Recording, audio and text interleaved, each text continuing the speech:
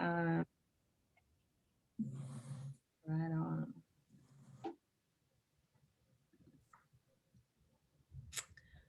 Okay. So I'm not sure who was here last time, but we did speak about assignments. So usually when you hear assignments, you think, oh, this is not meant to be one of those ones. It's meant to be something that is fun, something that you are enjoying and you're doing it together. We're not expecting any sort of rigorous academic style research. No, we don't want to fall asleep. We deal with like rigorous academic boring stuff all day every day, so we want yours to be fun, colorful, interactive, and you can present it as you please. But basically, depending on the number of young people that we have, Ike and Caroline and Ashley, will put you all into groups and think of an issue, that either you have faced or someone that has faced an issue. It could be related to racism, um, um, and look at how you can use the learnings from the sessions, how you can draw upon your cultural capital, how you can draw upon, let's say, the items we spoke about in the empowerment talk, as anything to pick up from the poverty talk that we had. And in the next few weeks, you'll also have a talk by Derek Cook, who is the director at Canadian Poverty Institute, and he will talk about advocacy, how you can advocate for yourself. And so we really want you all to put all of these pieces together and talk about, how you can address racism and or navigate the system to overcome racism and be empowered to thrive and be successful. And so and so key tips, so you can be like, well, what is the issue? Is it racism? Maybe you don't even want to look at racism directly. Maybe you want to look at bias in the mental health system. Maybe you want to look at intersectionality between poverty and racism, or intersectionality between poverty and the legal system. But whatever issue, what is that burning issue that you have or you have faced or that someone has faced? How does it manifest? Give me some examples. How has it affected you? How has it affected your family? How has it affected the community? How has it affected young people in general? How has it affected Black people in general? Provide some examples. Why does it exist or persist? Why? Is it an individual problem? Is it a systemic problem? Is it a community problem? Is it all of the above? Why does it exist? Or why does it continue to persist? Can't get my words out today. Why does it continue to persist? And then you think about, well, now that we know what it looks like, we know why it's happening, what can we do to address it or to manage it? What is and in everything that you're doing, I want you to think about, what is the role of the individual? What is the role of the community? And not that I'm saying the responsibility lies with you, but how can you advocate for yourself? What is the role of the community? Community can be this group right here. Community can be the Congolese community. Community can be Black community. Community can be young people community. And you can look at another level. You can say, well, what does it look like in terms of policies? What policies need to change? Or what do we need to do? Do we need to advocate at the city level, at the provincial level? And so, like, in really understanding that assignment, think about these key questions. What is the issue? How does it manifest? Why does it exist or persist? And what can we do to address and or manage that issue? And in that, draw upon the things we covered in empowerment, the things we covered in cultural capital, the things Derek will go through in terms of advocacy. And if there's ever, let's say, a time where you're like, oh, I don't remember, I think Ike has these recorded, and I will send you my notes. And I'll also connect with the other panelists that we've spoken to. to see if they can send us their notes so that you can draw upon these notes, draw upon the video. And even if you can't be bothered to watch it all, just be like, hey, Nkedi, you mentioned something about so-and-so, can you clarify? And I'll be happy to do that. And yeah, think about where you're going to get your sources from. Are you going to get them from YouTube? Are you going to get them from Calgary Herald? Are you going to look at peer-reviewed stuff? Again, we want it to be fun.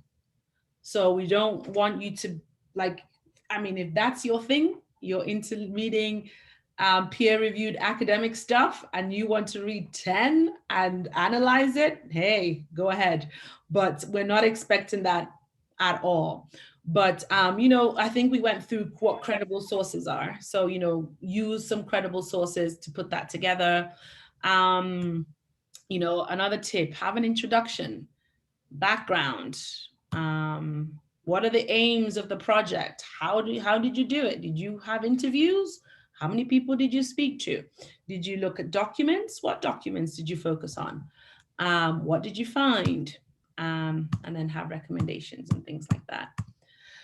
Yeah, so use visuals, tell a story, include quotes if you had interviews, but ensure anonymity. Don't be like, the director of this organization said this. I mean, even though it's just amongst ourselves, you know, when doing research, it's most of the time it's advised to use anonymity. And if it's you could have a recording. I mean, we are completely open. You can be a presentation, whatever, just make it fun. I don't know what fun is. I'm boring. I just write reports and make presentations. So if you want to go outside of that, you are completely welcome. And yeah, and ask others to critique your work. You know, say, hey, if it's a presentation, you say, hey, check my presentation. If it's a recording, hey, it can even be a play, some sort of artistic play-ish kind of thing, you know, like a drama, you know, just make it fun so that people learn from you, but we're also entertained and we get to have a good idea in terms of what you've learned and what you even plan to do, you know, going forward. So I think I'm just at 7 minutes, so I'm going to stop. And I think I'll stop sharing. Does anybody have any quick questions? And then I'll let Camille take over.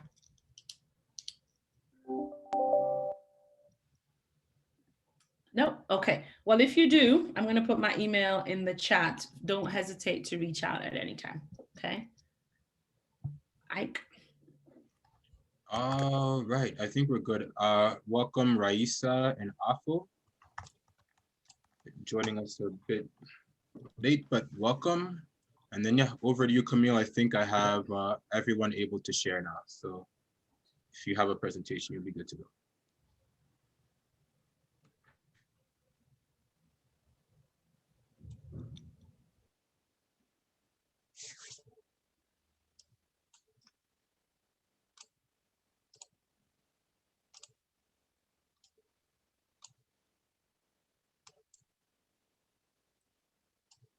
Is everyone able to see that?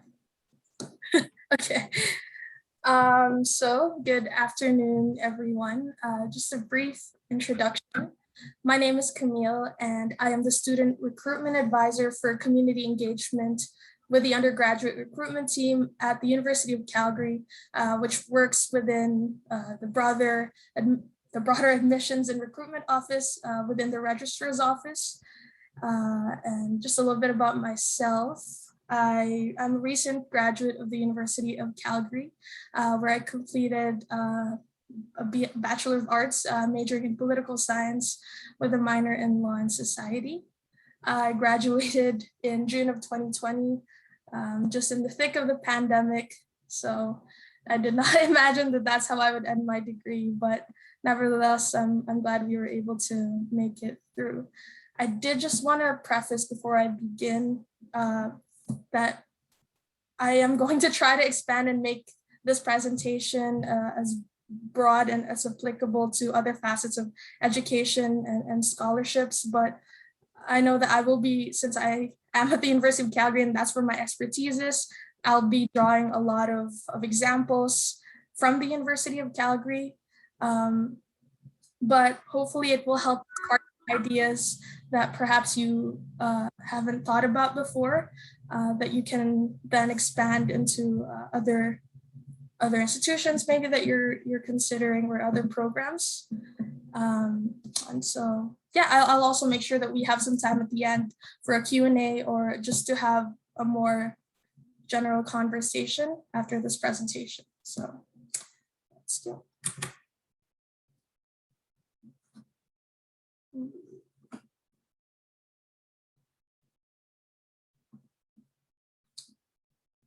Okay, so before anything, I'd like to respectfully begin with a territorial acknowledgement.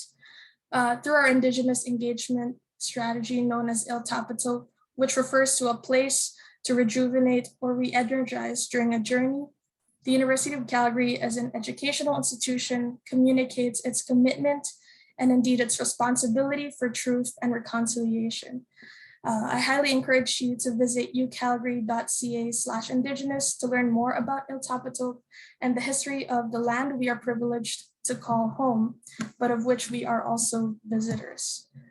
With that said, we'd like to acknowledge the traditional territories of the people of the Treaty 7 region in southern Alberta, which includes the Blackfoot Confederacy, comprising the Siksika, Piikani, Kainai First Nations, as well as the Tsuut'ina First Nation and the Stoney Nakoda, which includes the Chiniki, Bearspaw, and Wesley First Nations. The city of Calgary is also home to Métis Nation of Alberta, Region 3.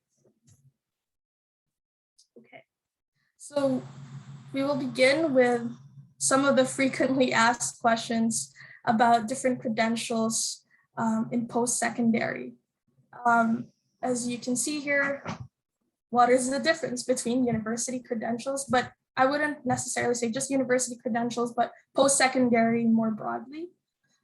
So it could be from a range, for instance, like a certificate, which is something that is typically completed within a year or less. And this typically focuses on a training for a particular skill or vocation.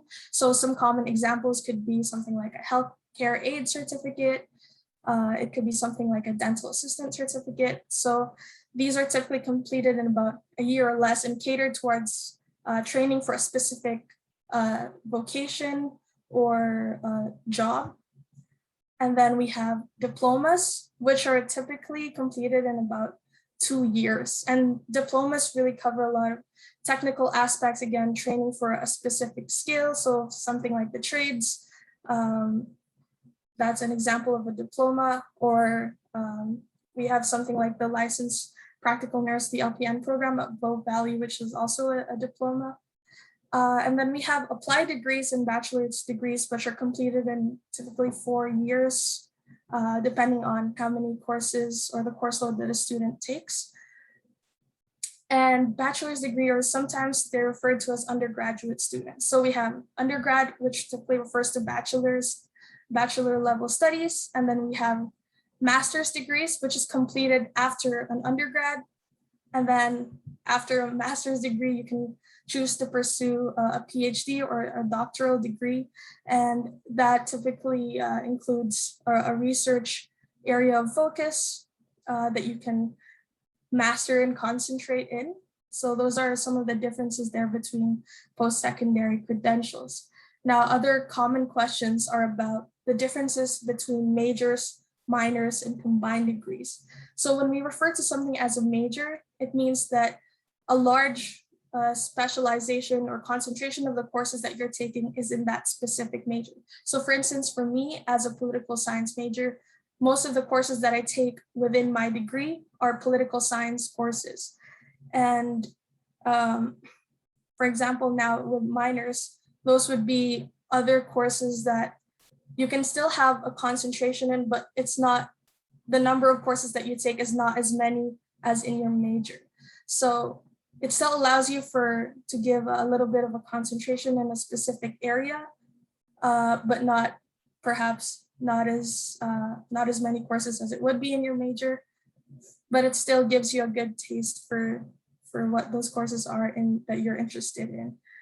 Combined degrees, on the other hand, are degrees that are when you graduate, you graduate with 2 different degrees. So for instance, you could do a combined degree in Bachelor of Commerce and a bachelor's degree in engineering. So this is typically completed in at least 5 years, but when you graduate, then you'll have 2 bachelor's degrees. So a bachelor's of commerce and a bachelor's of engineering, for example. Oh, sorry. Another thing that is not listed here is what we call an honors degree. It's typically a further specialization of a bachelor's degree, which often requires a thesis project completed at the end of the degree. So research is a huge component of honors degrees. And at the University of Calgary, some programs, such as our Bachelor of Health Sciences, is an honors only degree. So you can only complete that program through if you're completing an honors degree.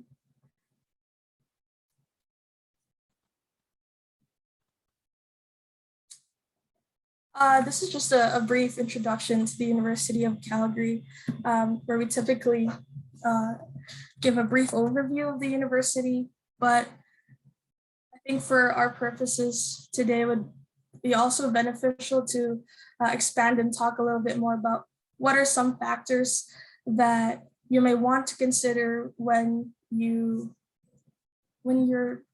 selecting what institution that you should attend. So for instance, you may want to consider if the institution that you're attending has a particular program area of strength, or is that university known for a particular thing. So for instance, University of Calgary is known as Canada's entrepreneurial university. So there's a huge emphasis for innovation, the generation of ideas, creativity. I believe since 2017, there have been over 390 inventions and innovations that were born out of the University of Calgary. It's also a research university, so there's a lot of intensive research that is going on and is emphasized in our curriculums.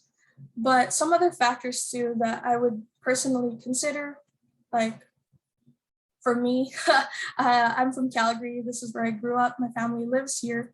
I considered going to other universities as well, but having my family around and having a good support system was really important for me, because I knew that this next step in my education was going to be challenging. So it was important for me to consider, where is my support system going to be? And,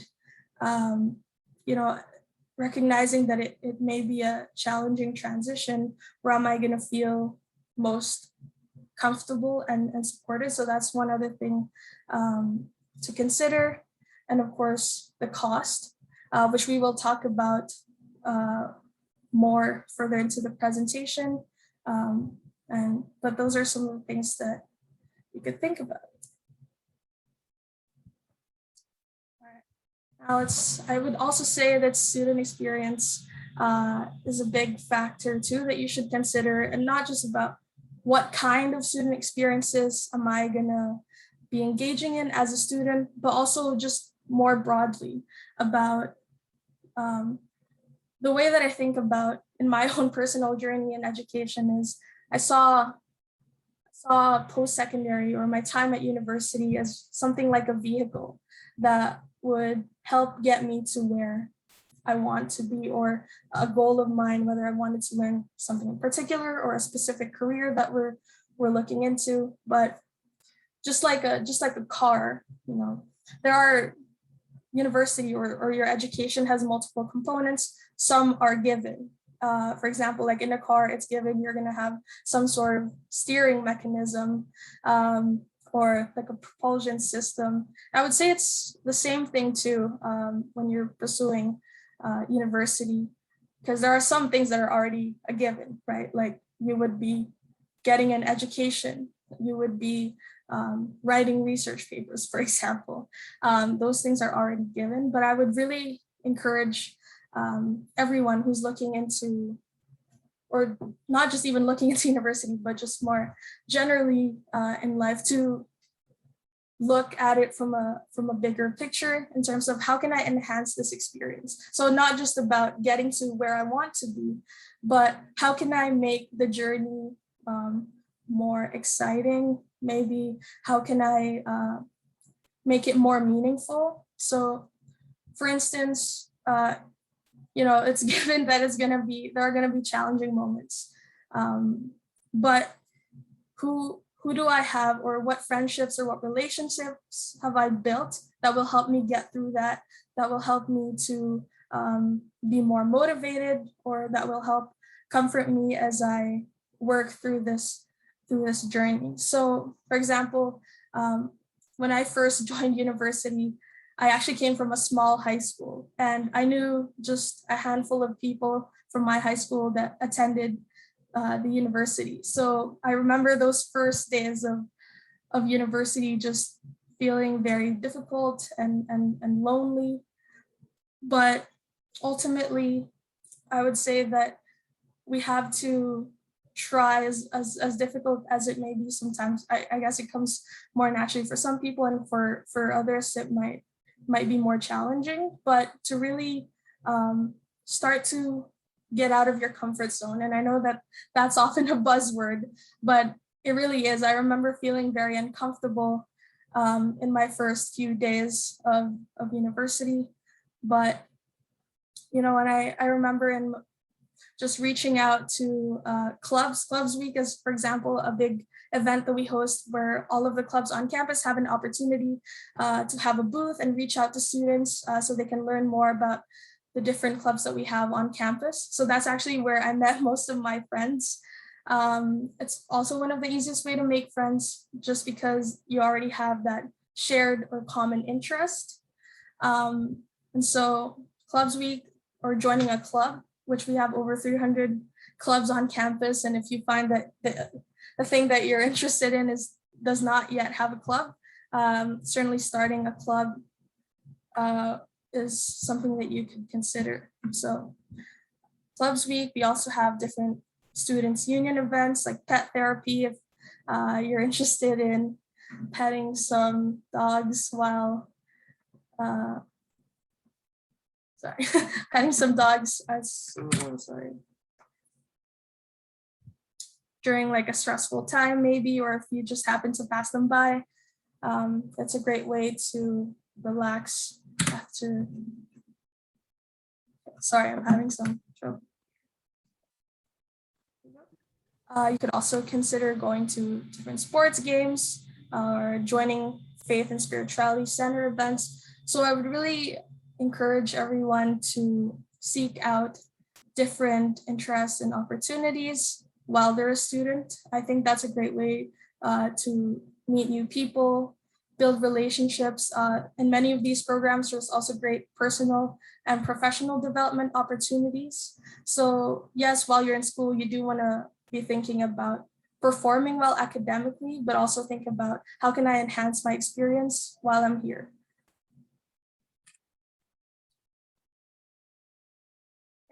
I just mentioned clubs, so we have over 300 student clubs on campus. There's a QR code here that if you scan, it'll actually take you for a whole list of clubs that we have on campus. All right. Some things that you could also think about are different facilities and amenities on campus that you might be interested in partaking in. So things like the fitness center at the University of Calgary. We're also really lucky because we have the Olympic Oval where the 1988 Winter Olympics was held. So we do get a lot of athletes training at the University of Calgary, just from all sorts of different countries. So that's really cool. We have intramural sports teams. So, it's also another great way to meet people from different faculties who you may not necessarily have a lot of opportunities to meet otherwise. And sports clubs, that's also something that you could look into.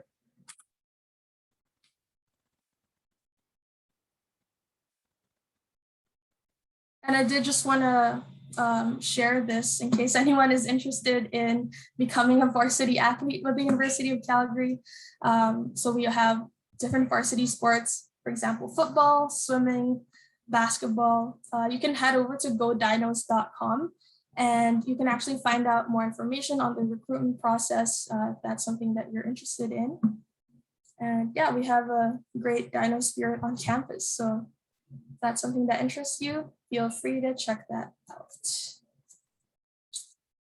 Another opportunity, perhaps this is probably my favorite slide in the entire presentation.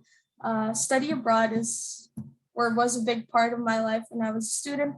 And this is something that I would also encourage students who are interested in going to university to really consider. You only pay, well, at least at the University of Calgary, you only pay your University of Calgary tuition and fees when you study abroad. So it's not like you have to pay an additional tuition and fee at the partner institution that you will be attending. So that's a great way to actually sometimes it might be even cheaper depending on where you go and what your living arrangements are. It might actually be even cheaper for you to, you might end up saving some money when you study abroad for a little bit, sometimes just with the way the cost of living is and how the currency is. Yeah, that is a wonderful opportunity that I would highly encourage everyone to look into. It's a great way to build intercultural capacity. And also if you're looking to maybe venture out and do something you haven't done before. I know personally, before I went on a study abroad, I've been living with my parents my whole life. I never really knew what it was like to live outside of the home that I grew up in. So this was a good way for me to also build some independence. And what's great is we also have funding available for study abroad. So we have scholarships and funding available specifically for study abroad. And at the same time, you remain eligible for all other scholarships and funding that are available at the university, as well as student loans. So that's something to keep in mind.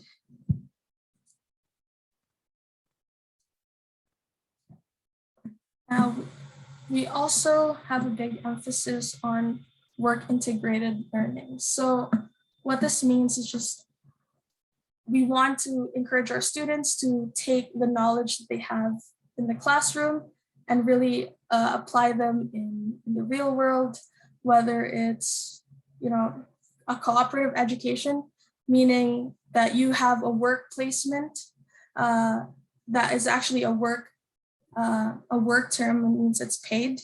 It's a great way for you to have some professional experience and build up your resume, your professional development skills. For some faculties, like nursing practicum is what we would call them, and they are actually mandatory. And then for engineering and science, we have paid internships. There's just really a number of different ways that you can have professional development experience or work experience before you even graduate. And it's also a great way, again, for like paid internships and co-ops is a great way to help fund your education. And so I would also encourage you to consider these things when you apply for university and you begin your studies. Recent placements, a few examples, we have Garmin, Suncor, Amazon, the UN Association of Canada. I have a friend who did an internship at the UN Association of Canada, and she won't stop talking about it, and I'm really jealous, and I wish I had that opportunity. But yeah, that's one regret that I personally have, is that I wish I had participated in some sort of co-op or internship. It's a great way to build your network, gain some work experience before you even graduate, which I would say really helps when you do start looking for jobs after you graduate, because then you can, show all of the skills that you've developed. And yeah, moving on. Camille, I was wondering, do you want to stop for a second and see if we have any questions? Oh, yeah, for sure. Does anybody have any questions or anything resonating with what Camille is saying?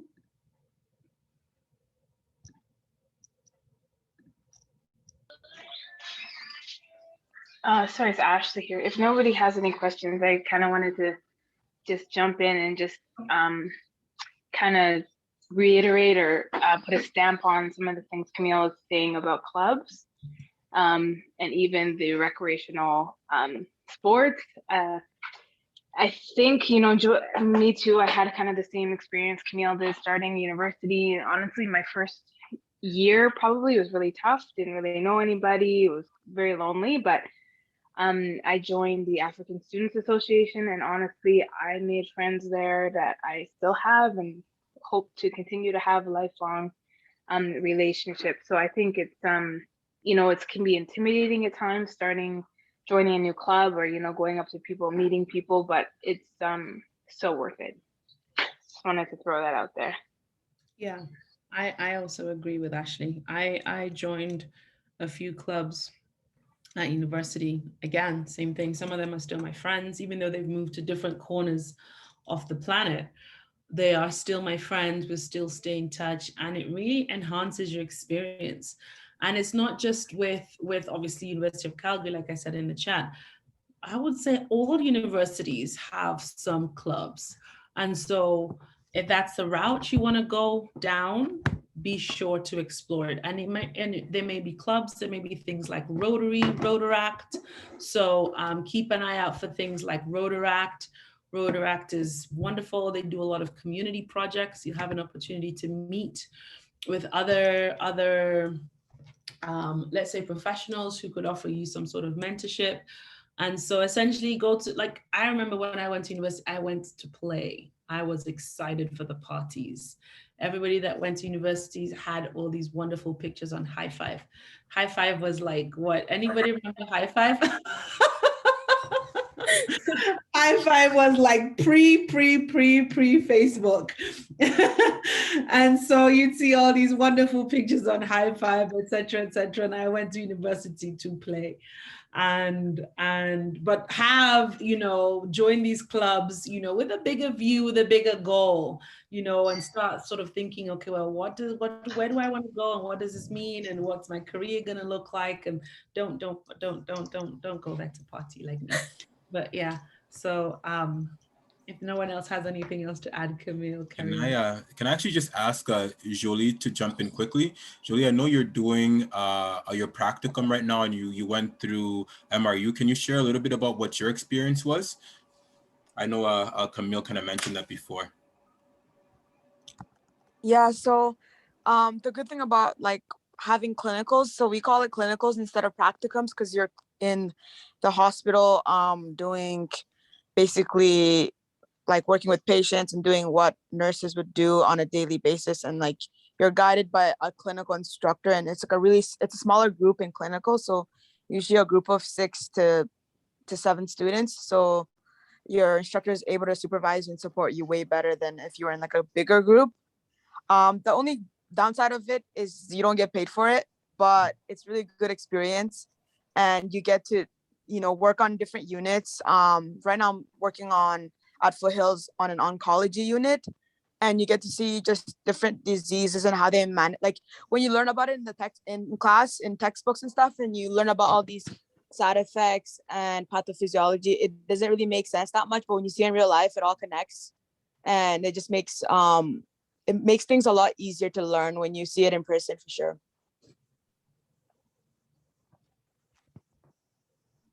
Thank you, Jolie.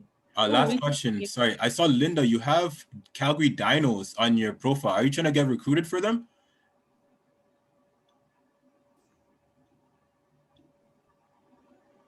I don't think she's here. You still there?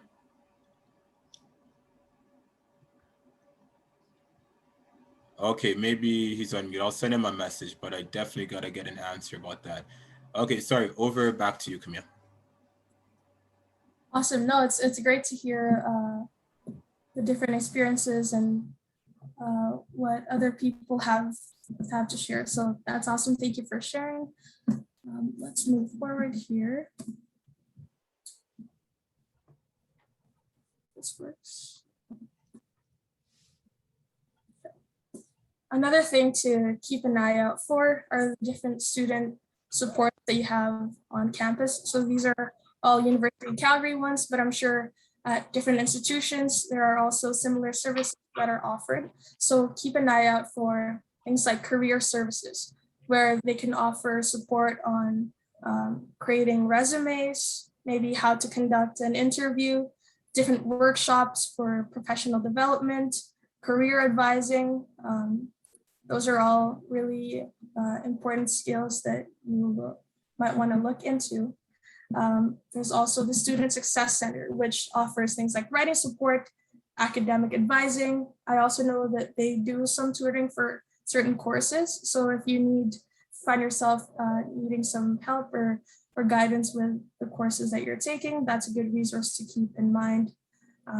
We also have things like student wellness services that offers different medical services or counseling, different learning opportunities when it comes to things like handling stress or mindfulness. So these are all great student supports to keep in mind. And these offices are really dedicated to ensuring that students get the support that they need. So I encourage you to familiarize yourself with these services and to reach out if you need help. I will just mention international student services. If we have any international students, they offer immigration advising, transition support for international students. We have many different programs like social events, which is a great way for you to meet people, especially if you're new to the country and may not be very familiar, not only with the campus, but with the city itself. So this is a great service that I would like to highlight. Moving on to programs. Okay. So at the University of Calgary, we have 8 different faculties and more than 250 programs. And I'm sure at different institutions as well, there's going to be a lot of different programs that you will see. So just some resources that might help you to sort of make a decision. I know it's very common for students to feel confused. Maybe they're not sure what they want to study, or they're interested in this one career they've heard of, but they're not necessarily sure what that entails. So there's a couple of specific resources that I want to highlight. So here we have degree profiles at the University of Calgary. I'll just click onto that.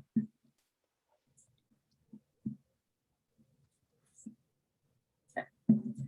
And on this page, you will actually see all the different faculties and the programs that we offer within that faculty. So for example, Faculty of Arts, Faculty of Kinesiology, Faculty of Nursing. And if you click on them, if you click on a program, for example, like computer science, it will give you a breakdown of what the curriculum is or what they try to cover in that course, as well as some sample job titles for people who have completed that degree before, some examples of careers that they have gone into. So this is a great resource for you, maybe if you're already thinking about a specific program that you're interested in and you want to learn more about what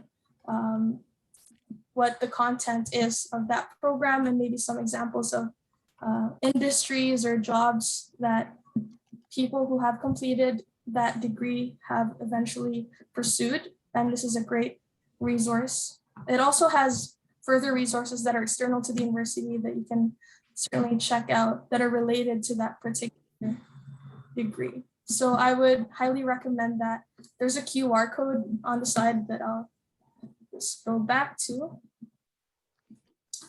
And Camille, can anybody access this, or do you need to have a University of Calgary account? Yeah. Yes, absolutely. No, this is public information. You don't need any accounts. If you click this link or scan that QR code, it'll take you, sorry, excuse me, to that page. Yeah. Right. So if you look at that page, and you can see the kind of degree programs and the jobs or qualifications that they need for that can come out of that degree program. Am I correct? Yes, that's correct. Okay. Yeah. Cool. Yeah. And there's another resource here with a QR code, and I'll just click on this link. This is from Career Services. These are initial Calgary websites, but they also have embedded links and resources within these pages that are external to the university that you might find helpful. And for example, this one, just let it load.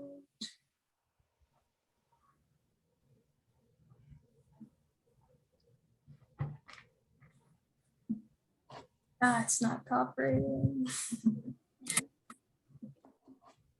Let me try that again. Sorry.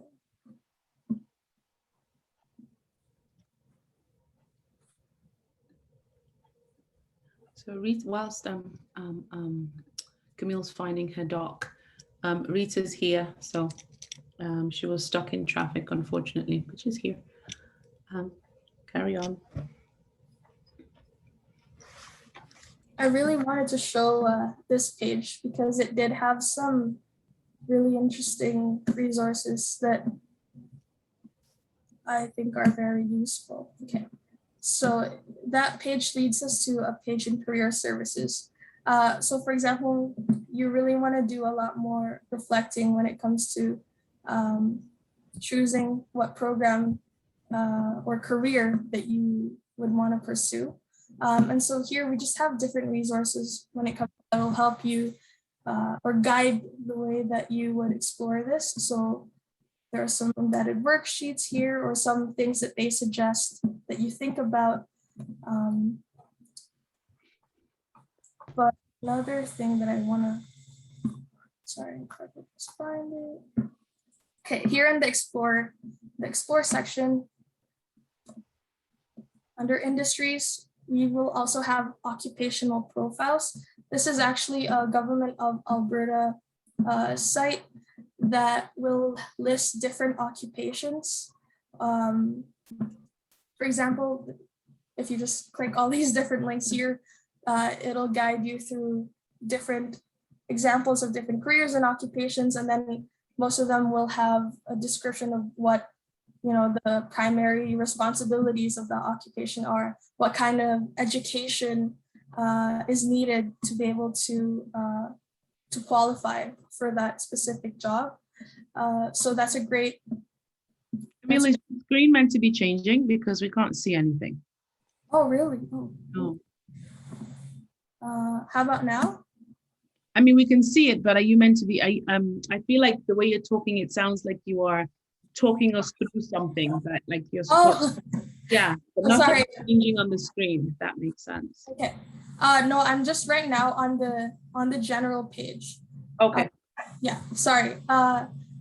Again, I'll just show you. So under the Explore page, or sorry, under the Explore section, if you click on occupational profiles, it'll take you here. And again, there's some featured occupations here, like if you're interested in becoming an administrative assistant, an agricultural equipment technician, a biostatistician, cardiology technologist. So maybe I'll click on one so you have an idea of what I'm talking about. Yeah. There we go. Same screen. Yeah. And then here you can see in this little tab here, different facts about the specific career, like average salary, average wage, the minimum education. You can see. Can anybody else see that? No. Maybe you need to stop sharing and start again. Okay. Let's try this.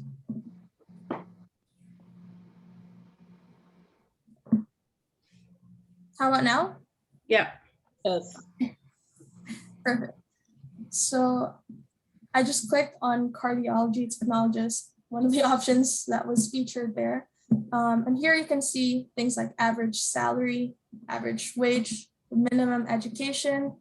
They also have outlooks for different jobs, I guess, in terms of how they foresee this job's popularity or its prominence is in the future.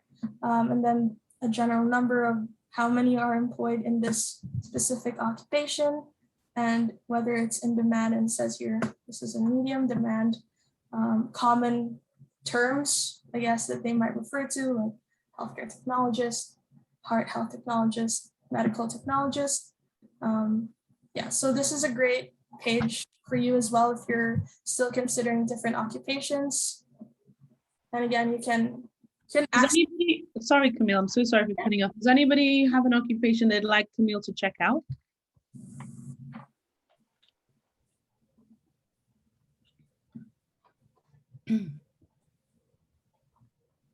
Camille, you can just show us one more. Maybe nursing. Let's try nursing. That's, oh.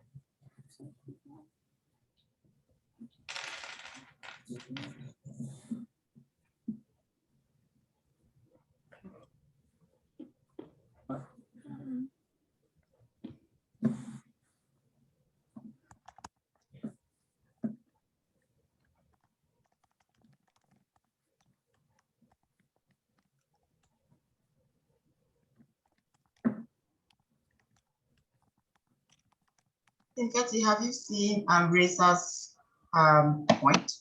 Mm-hmm. Okay.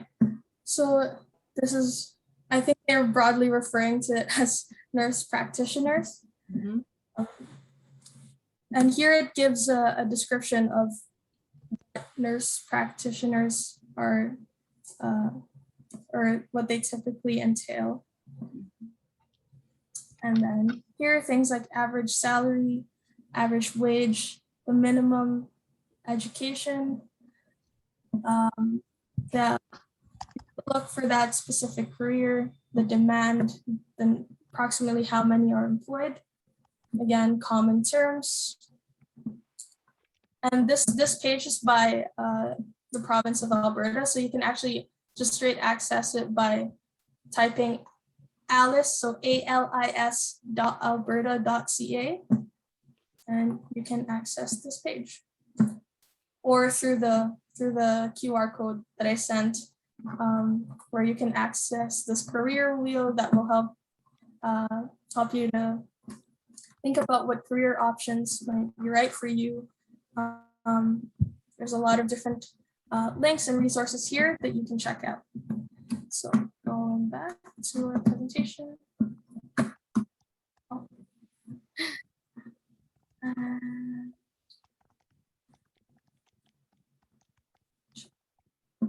Let's move forward.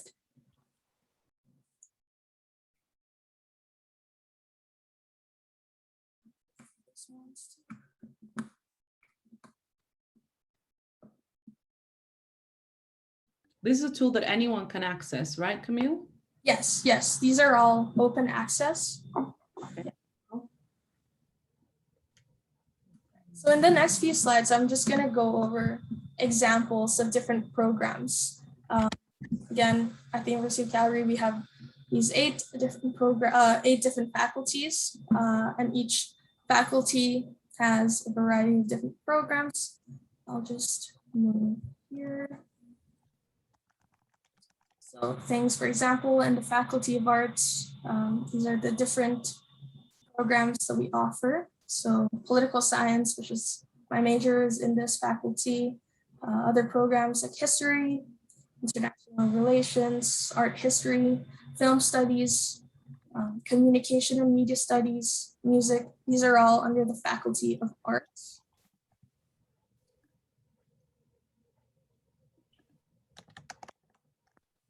We have the Haskayne School of Business, where you can get a Bachelor of Commerce. So programs like accounting, marketing, finance, international business. And in the Faculty of Science, we have programs like biochemistry, computer science, environmental science, physics. And at the Cummins School of Medicine, we have the Bachelor of Community Rehabilitation, for example, and then our honors only programs, like I mentioned earlier in the presentation. So we have biomedical sciences, health and society, bioinformatics. Then of course we have the Faculty of Nursing, which offers the Bachelor of Nursing.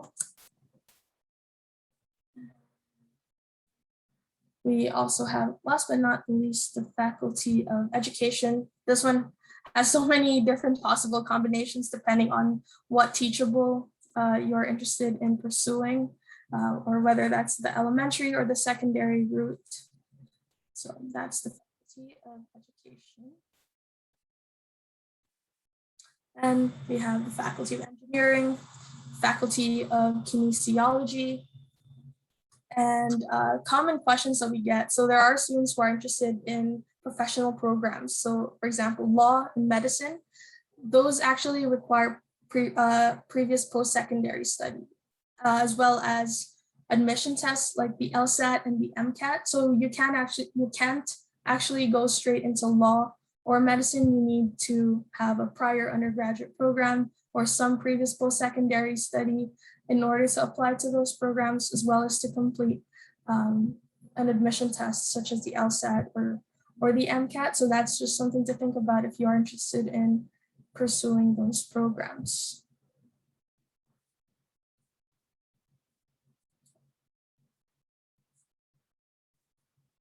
Now I will talk a little bit more about the admissions process. I know this is specific to the University of Calgary, but I will try to also expand this a little bit later on so that you just have a more broad and a general idea of what an admissions process could look like. So at the University of Calgary, we have what we call rolling admissions, which just means that throughout the admission cycle, we are constantly reviewing applications. So it's not like everyone submits at a specific date, and then we do all of the evaluations after that.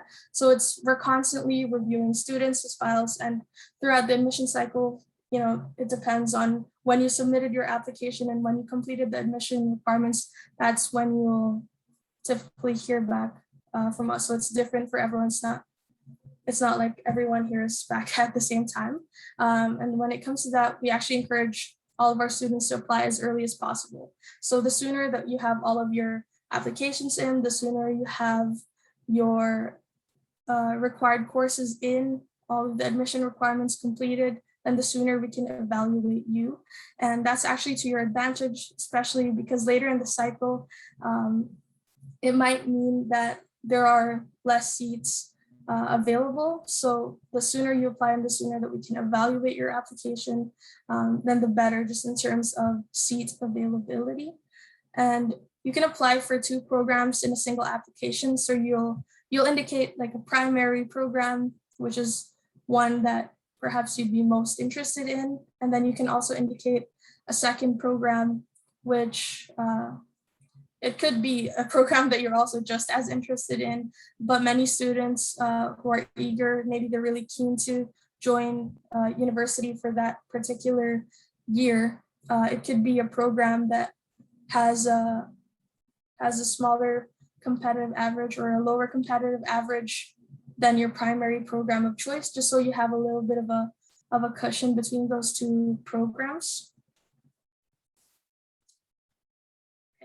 And so as a general requirement, admission is competitive, and it's based on 5 faculty-specific subjects. So each program is going to have different requirements. I'm going to have examples in the next few slides here just to help you get a better idea. But there are also some programs that will have additional requirements. So for example, the Bachelor of Health Sciences, that requires a supplementary essay. For programs in fine arts such as dance and music, there are additions. For visual studies, there's also a portfolio requirement. And at the same time, all applicants must demonstrate English language proficiency. Most students who studied in Canada fulfill this requirement if we can see that you've completed at least 3 years of education here. But there's certainly other ways to meet English language proficiency, for example, if you're an international student, but just something to keep in mind. So I'll just move on. Again, these are just different ways that the English language requirement could be met. Now, for example, a Bachelor of Arts in Law and Society, you'll see here, you will need English at the grade 12 level, as well as 3 other approved courses, and then 1 other approved course or option. All of the approved course and approved options is going to be on our website, as well as our view books. Unfortunately, our view books right now are still being updated, but if you're interested, I will make sure to reach out to our organizers here to see if anyone is interested. Then I can forward you a copy once those are available and good to go. And again, for this, the estimated competitive average is mid-70s. For other programs, for example, engineering, you can see there are different required courses. So these ones are more specific. So the prerequisites for a Bachelor of Science in Engineering, for example, like English, pre-calculus, calculus, chemistry, and either physics or biology. And you can see the estimated competitive average is mid-80s. So really, depending on what program you're interested in applying for, the prerequisites will be different, as well as the competitive average. So something to keep in mind when you're browsing through different programs. And if you're missing a course, there's a few different ways that you can complete this requirement. So some people take an AP exam. Sorry, some of this is more catered for international students or students outside of Alberta, but you can take an online high school course, for example, from a recognized curriculum. I know examples here in Calgary, Bow Valley, they offer academic upgrading. I know SAIT offers academic upgrading, as well as the University of Calgary. Through our continuing education program, you can also complete academic upgrading there. So there are ways for you to complete missing courses that are required. And again, we just encourage everyone to take early action. So courses must be completed before the course can be used for the admission calculation.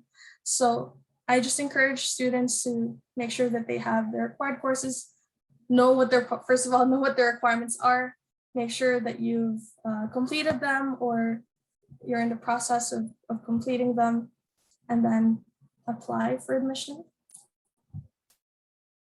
Another one that I would highlight, so that's our standard process. There are also other ways that you may be evaluated. So we have what we call diverse qualifications. This is really intended for students who may have achieved excellence outside of academics, or perhaps they've faced significant hardship. But ultimately, we want to encourage high potential students to seek admission to university. And although there may be some circumstances that have barred them or prevented them from really being able to showcase beyond grades what their strengths are, this is something that I would encourage those students to consider. All applications are evaluated on a case-by-case basis, and the way this process works is we would first assess through the standard process, looking at the grades and the GPA, and then if you're not admissible through that route, then we would have a look at your file through diverse qualifications. So something to keep in mind. And I'll also just mention adult student admissions. For students who are 21 years of age or older by the first day of classes, there may be modified admission requirements. So for example, here at the Haskayne School of Business, instead of having 5 required courses, you will only need to present English 30-1 and Mathematics 30-1. You will still have to meet the competitive average, but it will be just based on these 2 courses instead of those 5 courses that would be typically required in the standard process. And this is just, there's a lot of different timelines here, but just a brief overview of the application process. Research different programs and what the requirements are, submit application, upload the necessary documents. Or this is specific for the University of Calgary, but more or less, you can apply this to other institutions. We want to make sure you're considering different awards and scholarships, and make sure that you check your to-do list if there's anything that you're missing, and hopefully accept your offer by the end of it. Now let's move over to awards. Again, these awards, this one is specifically for the university, but at the end I'll try to expand that a little bit. So just before we begin, there's actually different kinds of awards. So for example, there's scholarships that are primarily based on academic merit. There are bursaries that are primarily based on demonstrating financial need. And then just more broadly, awards that might have different requirements. For example, I know if you're a part or a member of a club, then they may also have specific scholarships for that club.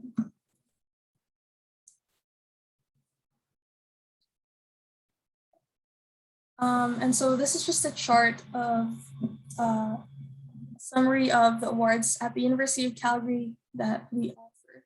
So we have what we call automatic awards, which you don't actually need an application for. So after you apply and submit all of your required documents, all of your transcripts, if you meet certain grade threshold, then we will automatically grant you this award. You don't have to apply for it. And the value is between $2,000 to $5,000. Again, there's no application time commitment for this. All you need to do is apply for admission. And then we have what we call high school entrance awards, which you do need an application for. And the value is between $500 to $10,000. March 1st is the deadline to apply. And the time commitment is about 15 minutes. And it's, you're just primarily selecting yes or no. It's like a questionnaire this is completed again after you apply. So the high school entrance awards is actually, over, I think it's about a few hundred different awards that you only have to complete this one application for, and then you get considered for all of those awards. And then we also have what we call prestige awards, which are our high value awards. And you will need to complete an application for this as well. And the application time commitment, typically a few hours, as there are some essay questions that are part of the application. And again, this is completed after you apply. So this is just an overview, and then we'll go on and see further into each of these.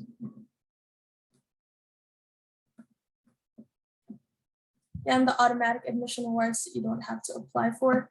They're called, there's a couple of different awards under the automatic admission awards. So we have the President's Admission Scholarship valued at $5,000, and it's for first-year students with an admission average of 95 or greater. And again, you don't have to apply for this, but you will be notified from November to August. So whenever you receive your offer, and you will also hear in that time frame whether you qualified for the President's Admission Scholarship. If you're taking an IB diploma, for example, there's also an entrance scholarship for that valued at $2,000. It's for first-year students with an IB diploma score of 35 or greater, and notified between February to August for those students. Camille, what is an IB diploma? Okay, so the IB diploma is actually the International Baccalaureate Diploma. It is a curriculum that students can opt to take at some high school. So it's a special curriculum. There's a lot of different curriculums that you may encounter. So there's the Advanced Placement AP. That's a common curriculum. There's also the GCE curriculum. So different parts of the world will have different curriculums, and there's some international ones that are common in many different countries. So IB is one of them, AP, GCE, there's a lot of different ones too. But yes, IB is one of those curriculums. that we have an automatic admission award for. And so as you are all applying, well, not all of you right now, or maybe some of you are already in, but keep an eye out for some. I wouldn't even say keep an eye out. I would say look on the website for these scholarships and see which ones you could possibly apply for. And then I'm sure there will be a scholarships advisor. Seek them out, talk to them, and explain which scholarship you're looking at and entry requirements and expectations, et cetera, et cetera, et cetera. Oftentimes we as Black people, we tend not to sort of explore these well enough. And oftentimes there's lots of money that we can access that we don't access. So do explore it in whatever institution you find yourself in. So yeah, sorry, Camilla. Camilla, I had a quick question. Yeah. So it's possible for a person to get awarded both these automatic admission awards in one application, in which case a person gets like $7,000? Sorry, I'm just trying to see if I understood it correctly. Are you asking, like, is it possible for someone to qualify for both of these awards? Yes, yes. Okay. So you are an IB student, but then your GPA is 95 or higher, and so you get both. Can that happen? Okay. I don't believe it is, because there are actually, for example, the IB, they have a different admission requirement.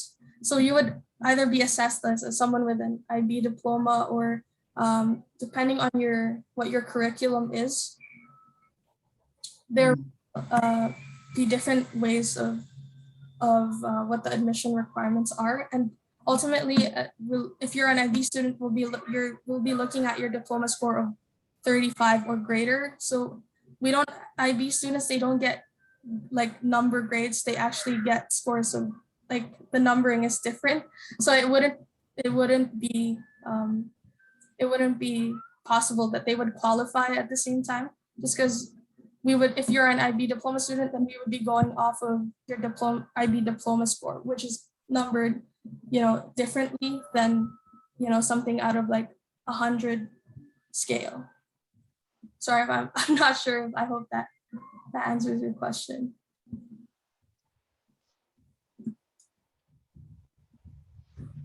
Okay. I'll just move forward here with our prestige awards. So again, these are our high value scholarships. Camille, there's a question from Jolie in the chat. Okay. Is AP taken into account advanced placement? Yes, AP is taken into account. I'm honestly just not too sure what the specific admission requirements are, but I can definitely look into that for you, Jolie. I will get in touch with you. I will have to look into that. But yes, I know we have a lot of students who have completed AP. I will reach out to you, Jolie. I'll make sure of that. Again, prestige awards, so our high value scholarships. These are just some examples, but many of them are renewable. So you can see Leader in Health Sciences Scholarship, that's renewable for 4 years. The NLE Leader in Business Scholarship, valued at $20,000, renewable for 4 years. You will need to complete an application for the prestige awards, and typically the deadline is around December 1st. So something to keep in mind.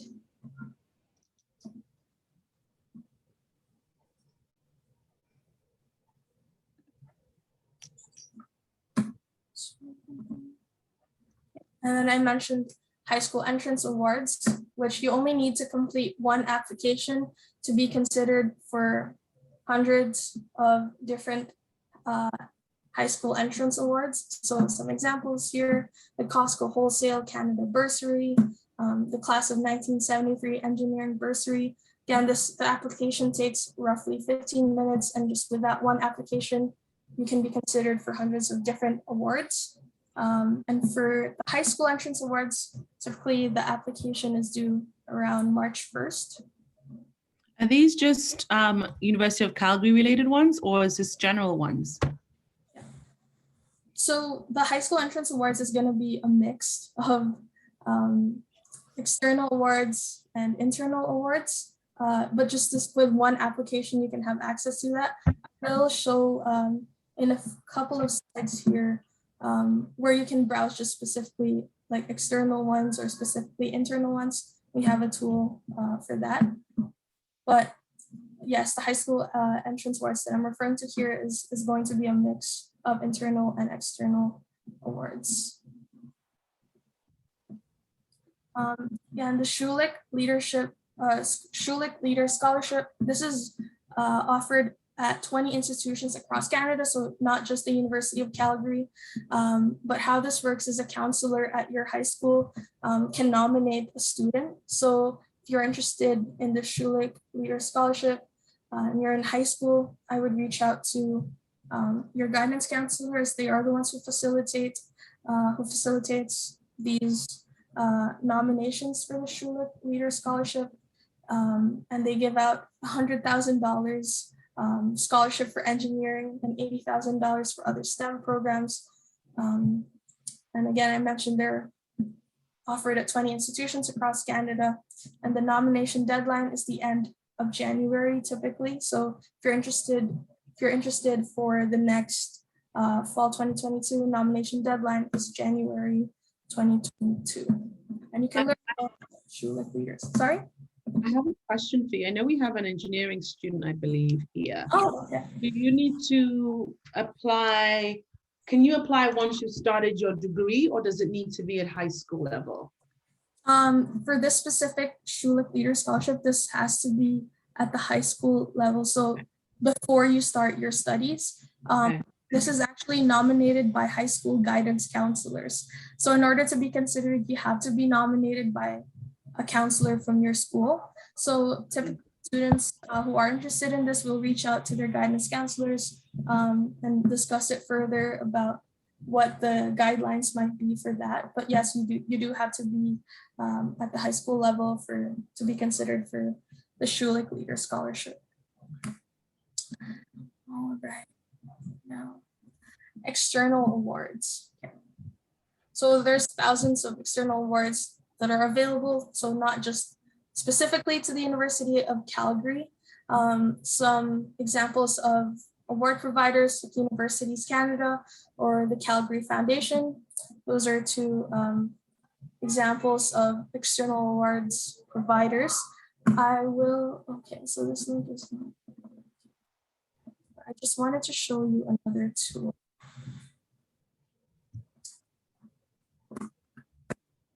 Oh, sorry, let me go back.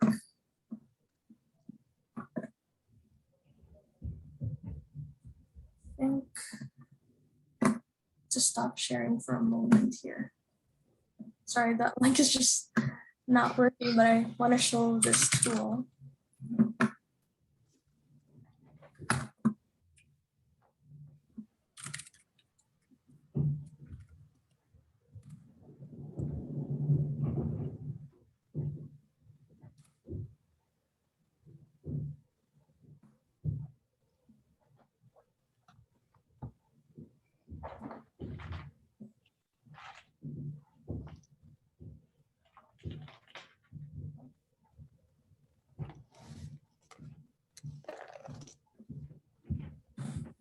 Okay, I hope you can see this.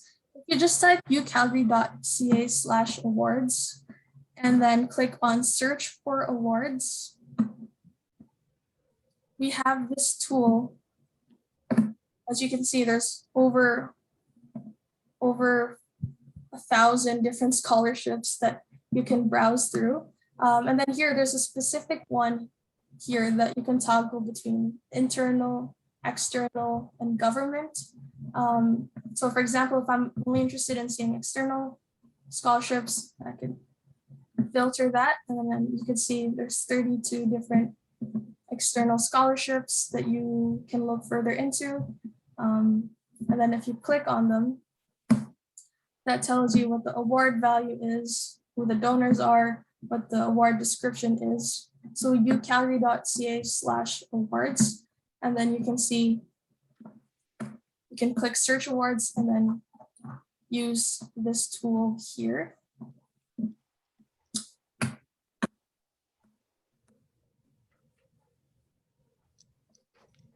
Just go back.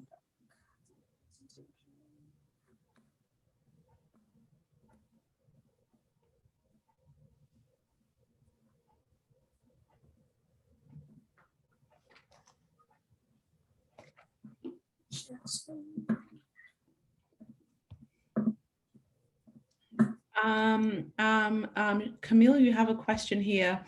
What are the differences between external, internal, and government? Okay, that's a great question. So internal awards means they are offered by the University of Calgary, or the main funder is the University of Calgary. External awards just means that the award is coming from an external group or organization. And with that, it's likely that they also offer this award at other institutions. So if you're interested in perhaps studying at another institution and you want to know if, you know, that what awards are available to you, like that's something that you could also look into as external awards, just so you have an idea of what kind of scholarships are out there. Government awards, those are funded by the government, whether it's provincial or the local or the federal government. And again, if it's external or government award, if it's an external or a government award, then it's also likely that they are available at other institutions. So when I refer to internal awards, I primarily mean University of Calgary awards. Yeah.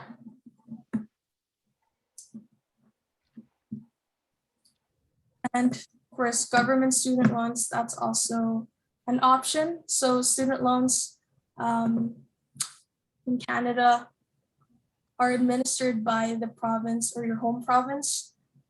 And for example, here in Alberta, we have Student Aid Alberta. They're the ones who facilitate student loans. That's where you submit an application. And if you scan this QR code, it'll take you to their website where you can learn more about student loans and access the application. So that's, again, another option.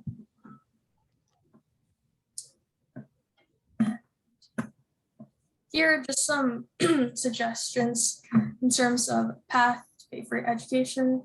It's always good to first develop a financial plan, come up with different ways that you can fund your education, find out more about tuition and fees and the cost that you will incur. Then think about, for example, parental contributions, or if you have a support network that can help pay for your education, start to think about that. Then attend an awards info session or webinar. So at the University of Calgary, we offer webinars and info sessions about awards, where you can learn tips and advice on how to find awards and applying for them. And then actually applying for awards, like the entrance awards. Then once you start classes, you can think about, how can I make money from a part-time job? Maybe you're working a part-time job on campus while you're studying. That can also help fund your education. We also have Money Smart seminars at the University of Calgary, and basically this webinar or this seminar is intended to teach students a little bit more about financial literacy and all that good stuff. And you can apply for continuing student awards once you're a student and you're continuing at your education. And then you can apply for co-ops, internships, and other paid research opportunities. So these are just some things to think about when it comes to funding your education and investing in your future.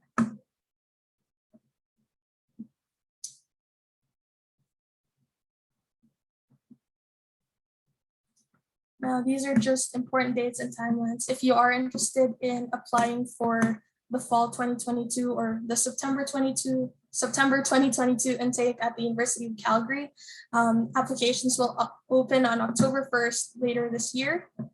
And then you can see awards deadlines. So for Prestige Awards, deadline for applications is December 1st. December 15th is the deadline to submit all of the necessary documents for the Prestige Awards. And then March 1st is the application deadline. So March 1st, 2022 is when the application will close. And as we near the end here, I just Sorry, can I interrupt you for a second? I'm sorry. Okay. So Rita says, how can our participants get notifications about the award webinars? Okay, I will forward you a link that'll give you an access of like the different schedule of events that we might host. I don't have it on me right now, but I will send it to the facilitators or the organizers to make sure that those who are interested can have access to that. And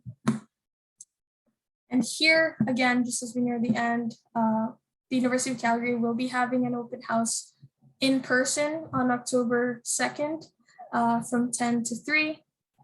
There we will have campus tours, faculty fair. So if you're interested in learning more about a specific faculty, you will have the opportunity to get in touch with representatives from different faculties to learn more about their programs.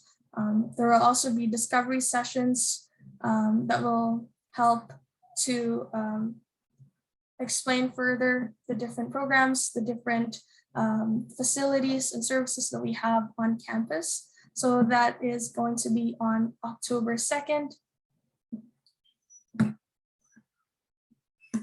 And then here's just my information and different ways that you can connect with me and with us, the broader team at the University of Calgary. So my email is community.liaison@ucalgary.ca. We also have an Instagram, Facebook, YouTube. So this YouTube channel is a great resource. Maybe if you're looking to explore further to some of the things that I touched on today, you can replay that there. We also have a Choose You Calgary podcast where every episode we're covering a different topic or a different service on campus, which is a great way to learn more about the different services and programs that we offer. Again, if you have questions, you can ask me now, or if you'd like to book a one-on-one session, you can also send me an email. I will send resources on the webinars that's been requested, and I will follow up with Jolie on her question about AP. I'll make sure we have that covered. But other than that, that is what I have for you today. And if we want to have a Q&A, if anyone has any questions or just to have a conversation, happy to do so.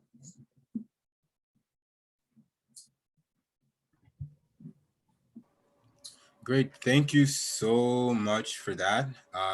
Truly do appreciate it. I think I will open it up for questions, or maybe do a quick little round, get everybody to talk, and then we'll be able to close it off there. Sound good? Anybody have any questions coming to mind right now? No. Are Okay. there any summer programs? No, someone asked if there's any summer programs. I'm not sure who's. It was me, It was Raisa. Raisa. Okay. It was Raisa. Yeah. Yeah. Are there any summer programs? And are the programs only for the people who want to attend UC? Right. So summer programs, are you asking more like courses to take in the summer? Or are you looking, for example, like rec programs or specifically for courses that you might want to take? Yes. Yeah. Okay. So in order for you to take courses, you will have to, submit some sort of application. So if you're not really looking to enter into a degree program, for example, you're just interested in taking some courses that you're interested in, we have what we call open studies. And this allows you to take University of Calgary courses without necessarily being enrolled in a degree program. So it's a great way, for instance, if you're interested in just taking a summer course, the only requirement I believe is that you need to have English 30-1. I will send a link in the chat for you to look into that. But yes, that is an option.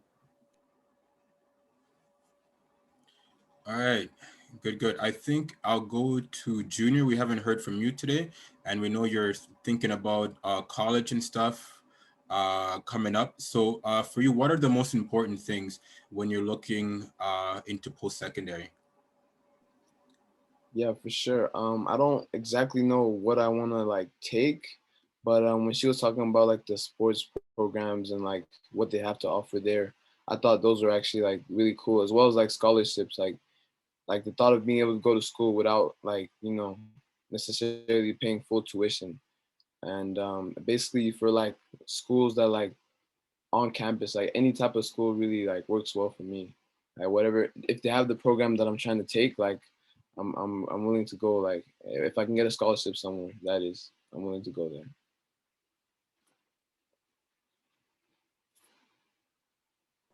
Oh wait, I can't hear you. Oh, sorry, no, I said good answer, and then I was on mute there. I didn't unmute myself. It was me. Go to Jemima next. We know that you're transferring school, so you started your post-secondary journey here and going on to Montreal. What kind of things factored into your decision there? Was it the school, the program, the teachers, or like what were you thinking about when you're shifting from a one system? And I know in Quebec they do a lot of things way different. Even student loans is like a different story over there. So just want to know what factored into your decision making. Right. So first of all, for student loans, actually, I had to apply through the Alberta website, like through the Alberta student loans, because you know how like we have student numbers here and stuff like that. You need that in Quebec too. So since I didn't do high school there, then I had to apply through here, but I could still get it even if I'm going to school outside of Alberta, which was still pretty cool because I didn't know. Like I thought when I saw that like I needed the Alberta student number thing in Quebec, I thought like it was done. I'm not getting help, but it's cool that like I can still apply through here even though I'm not going to school here. But unfortunately right now, like I'm not actually going into the program that I'm doing right now in Montreal. But I feel like that's fine because I'm just planning on like continuing to move up and up. And then I do eventually want to maybe go for a PhD in psychology. So I already know it's going to be a process or like a long process. So I may as well just kind of stick through it and like see kind of what school or which city is best for what I'm trying to do. And I guess also just being, because I go to St. Mary's right now. It's a really small school in Calgary, and I don't really think it's that like, I don't know. I don't think the psychology is like that big, I guess. So I think going to a bigger school maybe might help with my psychology programs and things like that. So that was definitely what I was thinking about. And then also the fact that it's in French, I still want to keep my bilingualism, I guess. So I guess that's what's helping. Obviously, if I'm gonna be a psychologist or a therapist or whatever it is I'm gonna be, I would like to do it in both French and English. So being able to continue to study psychology in French, I think was like one of the main factors that I was like, yeah, that's what I want to do. Because if I continue to study in English, then like I'm just gonna speak English forever. So yeah, definitely French was like a big aspect so that I can help like immigrants, things like that as well, right? So yeah. You'll end up like the rest of us. I had to take some French courses at UFC just to keep up the writing and everything. No, really, I'm not doing that. Let's go next up, Papa Fo. Experience between small school, big school. Alberta and Quebec, you have it all. What do you have to share about that? And then when you're finishing up, were you looking at careers and that kind of stuff, since you're on the back end of your journey? Yeah, like the big thing is like because like when I started in Alberta, and I was going to Ambrose, which is also like a small school. And then like it was a big shift going from there, from Ambrose to Concordia, which is like much way bigger. And like stuff that resonated with me a lot was just still at the start, we're talking about like clubs and stuff like that, to be able to like make connections, because that's what I did too. I came here and I'm like new to Montreal, don't know anyone in the city. So it's like I was going through clubs that I started making friends. And then yeah, and like so like another thing that's like what that kind of like I really kept my attention was on the subject of like bursaries and stuff like that, because it's not a thing I really thought of much of and like looked into, because like Yana, Amy, all the other siblings to like help guide me on like what to do in terms of like student loans, doing the even telling me like about clubs and stuff like that. But like when it came to bursaries, we didn't have enough like really guidance to like what that entails, how to make it work. So now I'm looking, I'm like, okay, that's something to like delve deeper into. And then I think there's one last thing I want to say. I can't remember what it was, but that's fine. Yeah, when it comes back to you, just let me know. Yeah. And then over to Raisa. Raisa, the interest in internships and everything like that. Where are you at in your career, and what's with that interest level there? Well, I sorry, wait. Sorry.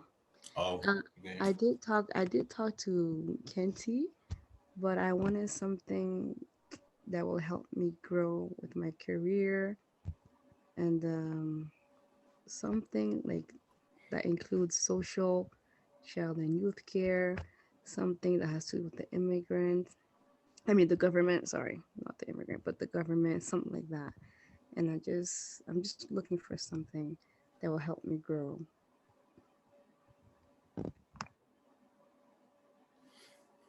all right, good stuff. And I think for the SOS side, I'll give the final word to Mama Carol. You're gonna let us know the value of the education. She was in the grind with me. You guys don't know the working full time, going to school, all that stuff. So definitely had you'll see times, good times / struggle times, all that. Let us know what your experience was. No, yeah, like I said, I went to school. I went back to school. The first couple of years of my education, I actually did. I was working full time in my early, when you graduate high school, 18, 20s.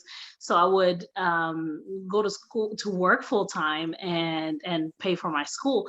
But it got increasingly hard. And, then you get promoted at work, then you start taking 2 classes at a time. Then it's like 1 class a year. My advice to a lot of you young people is, if you can try to do it when you're younger, do it, get it over and done with. Because I went back to university in my late 20s with a child and, with all other responsibilities. So yes, so I actually quit my job, completely quit my full-time job, went back to school full-time for the first 3 years, living off my savings, but I got student loans. And, the thing with student loans is, after you're done school, you have to start paying it back, and it's not always fun. So if you can get any kind of bursaries, scholarships, and it's something that I heard Afo say something that his siblings told him about, about clubs, about, what programs to sign up for. But one thing that he didn't hear much about was about bursaries, because we don't, a lot of us don't really come from a culture that we go look for those kinds of things. And you'd be really surprised how many of your peers at school actually have some sort of bursary. So when I started my master's, my university was out of the States. And so I was paying in American dollars. So that was a lot of money. But then I come to find out that a lot of the people in my program will also had scholarships. And so they started telling me, hey, there's some scholarships you can apply for. And trust me, I applied for all the scholarships that I could. So I got a partial scholarship for during my master's, but I still, even with that, the payment was still high because you're paying in American dollars for one, and universities usually in the States tend to be a lot more expensive. So if you can get your hands on some of those bursaries and some of those grants, and try your best to get them, because honestly, the student loan is helpful because a lot of us, yes, our parents are immigrants, so they didn't start a savings for us. You know, some of our peers, their parents were saving for them since they were babies. So they're walking through this thing and not paying a dime because their parents have been saving. And so if you can try to get that, try your best, please, because paying off your student loan is not fun. It's not fun at all. But you know what? At least it is an option as opposed to you not going to school at all. Right. So there's also that. So yes, there's the positive side is that you do get some funding and you're able to go to school, and you don't necessarily have to work full time while you're going to school, because that's hard. That's very hard. It's very, very hard to do. And it also, you're not able to really be full, to take full-time courses. And when you do, something suffers. Either your work suffers or your school suffers, and you want to pay attention to your marks not suffering, right? And so so my advice would be try to get those bursaries as much as you can. Yes, if you have hopefully with your younger siblings, if you have younger siblings, talking to your parents about RESP, learning about RESP. My daughter has had her RESP since she was born, and it's one thing that I definitely want to make sure that she doesn't go through. I will take care of her tuition. I'll take care of kids' tuition.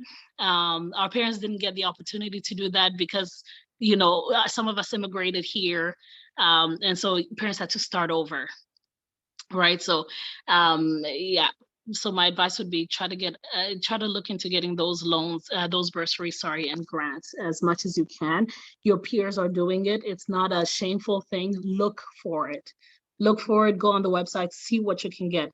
As much funds as you can get will be very helpful in the end, so that you reduce the student loan that you have to get. Sorry, it's getting dark here. But yeah, that's it. No, thanks for that, Carol. Raisa in the chat says, that's interesting, Carol. Thanks for the advice. And I think we have Jamima raise her hand. Go ahead, Jamima. Yeah, I just wanted to say that I was actually really scared of getting like applying for student loans, just because I have 3 older siblings and I've heard a lot about, paying back and how years after stopping school, I'm like, no, I don't want to do that. So for a really long time, I was like, no, I'm just gonna work. I'm still planning on working during school. But when I did apply for student loans this year, I realized that they actually automatically gave me a grant as well. And it's actually more than the loans, which was shocking to me, because when my mom explained, she was like, oh yeah, that means that the grant is a grant and then the loan is what you're gonna have to pay back. And the fact that it was more than the actual loan, that's what I was like, okay, so it's not that bad. So it's a lot less scary seeing that, okay, loans are not just like, you're going to pay back 1,100 plus more for all of your years of university afterwards. They do automatically give you grants as well. So I just wanted to add that I thought that was pretty cool when I saw that. Yeah, and whoever tries to pull off those schemes, like you're gonna get student loan, then get a credit card, pay your student loan with the credit card. Don't do it. It's a bad idea. It catches up to you at some point. It's all that. But I think that's our SWES people. So thank you so much. Round of applause for Camille. Thanks for coming through, presenting for us. I think we can pass it over to Nketi and Rita, and then we can wrap it up after that. Right. Thank you so much, Camille. This is stuff that I would not have been able to do by any stretch. And so thank you very much for your insights. and obviously for the information that you provided that is Calgary specific, but can also be applied to the university journey in general. And I think the content, Carol and I providing the context specific stuff is also really important as well for the young people. And I think, yes. And so I think if you missed the beginning where I spoke about your assignment, do check the recording, and I'll also send the slides as well. And yeah, I think that's it from me. Rita, do you have anything you'd like to add? Well, I did come in late, so I'm not really sure where my contribution is going to fit into everything that happened. I do apologize for coming late. I have a new schedule, and that new schedule is very different. I don't control all of my hours, so sometimes I just try as much as possible to not be leaving this program at the back. It's so high on my heart and on my mind. Having said that, I think, Camille, you have given our participants lots and lots to chew on. And I think the reason we put together this particular topic was to the point Carol was making earlier. So people know what to explore and not be burdened with loans or be burdened with questions around how do I get tertiary education.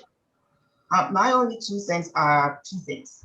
One is that Camille has spoken at length about the University of Calgary, but this should be participants, your springboard for exploring other universities out there or other tertiary, let me say, and you might be wanting to go to state, for instance. Their template is pretty much the same. They have sort of organized on their website what is on offer, and every university has some sort of money that they are giving. So try to expand what you have learned here beyond the University of Calgary. The other thing that I was thinking about is around how to position yourself to get these monies. I'm pretty sure many of you are involved in something. It's either maybe music or dance or sports or some volunteering. Really grow that portfolio, because that is what is going to help you beat the competition. Everyone that is applying for a scholarship has good grades. So don't rely on your good grades alone.